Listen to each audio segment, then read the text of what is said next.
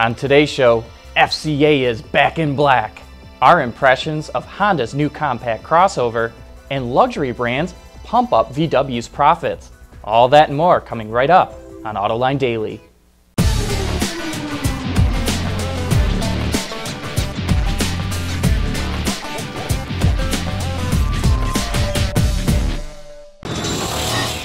This is Autoline Daily for April 30th of 2015. Fiat Chrysler posted its earnings for the first quarter, and overall, the results are pretty good. The company sold close to 1.1 million vehicles in the first quarter, a drop of almost 2%.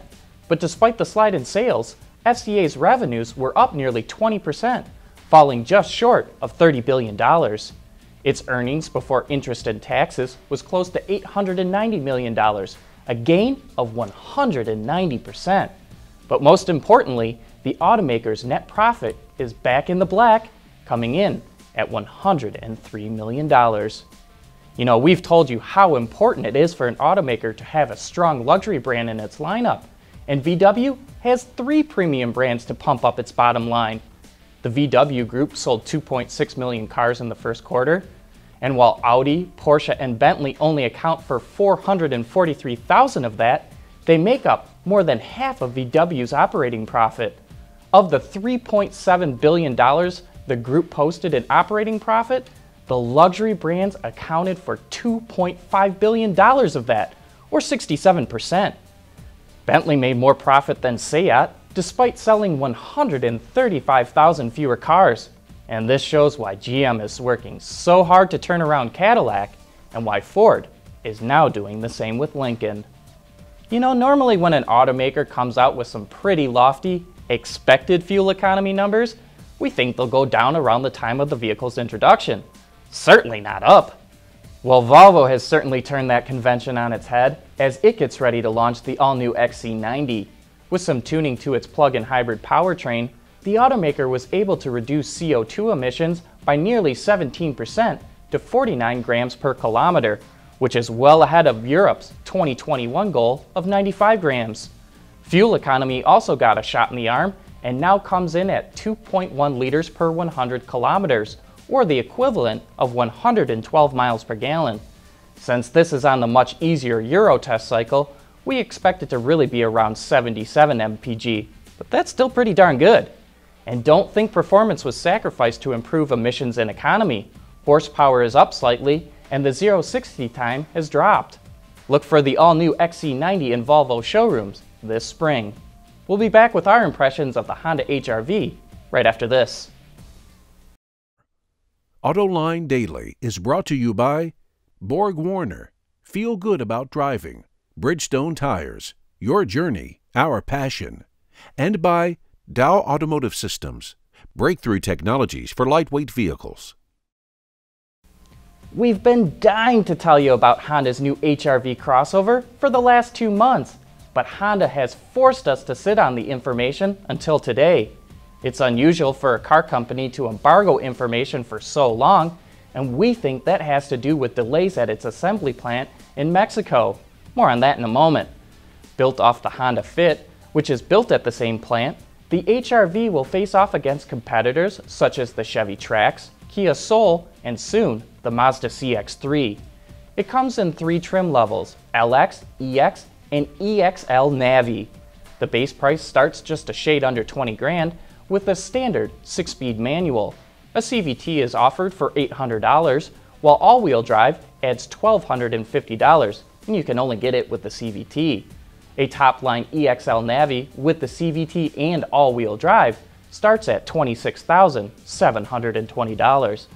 Since it's larger and heavier, the HR-V gets a bigger 1.8-liter engine compared to the 1.5-liter in the Fit. It produces 141 horsepower, resulting in a ratio of about 20 pounds per horsepower, which puts it in the slow category. But as long as you're not trying to hoof it, the HR-V is a totally comfortable and competent car. A front-wheel drive version is rated at 31 miles per gallon. All-wheel drive is rated at 29. Honda forecasts that it will sell 70,000 HR-Vs in the first year of production in the US market. But dealers thought they'd have this in their showrooms last December. Honda ran into problems launching the Fit at its plant in Celaya, Mexico, and it looks like it had problems launching this one too. Nonetheless, the crossover segment is red hot, and the HR-V will undoubtedly help Honda pick up market share. We'll have more driving impressions coming up in the Seat Time section of our website. And coming up next, John has answers to your questions and comments, and you said it. For the people at Dow, racing is a sport and a science. We enjoy one and learn from the other. But like most competitive people, we like winning at both. This is the human element at work. Dow. There's more car news and industry insight from the Autoline network every day. Take a moment to click that subscribe button. You'll never miss another Autoline episode.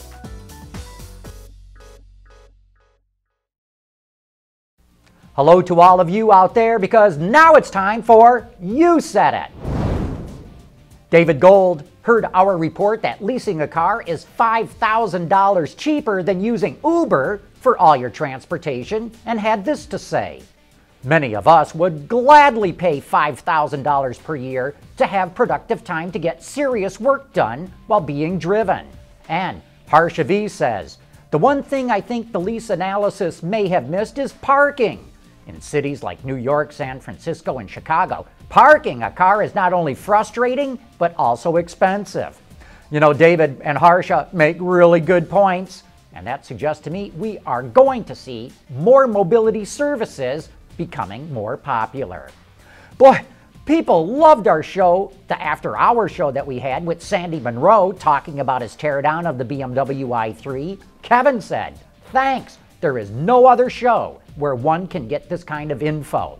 Don Braun said, it was so good, I saw it twice. And Rick Radner said, super interesting show. Sandy Monroe is bloody brilliant, smart, good at explaining the tech, and funny to boot.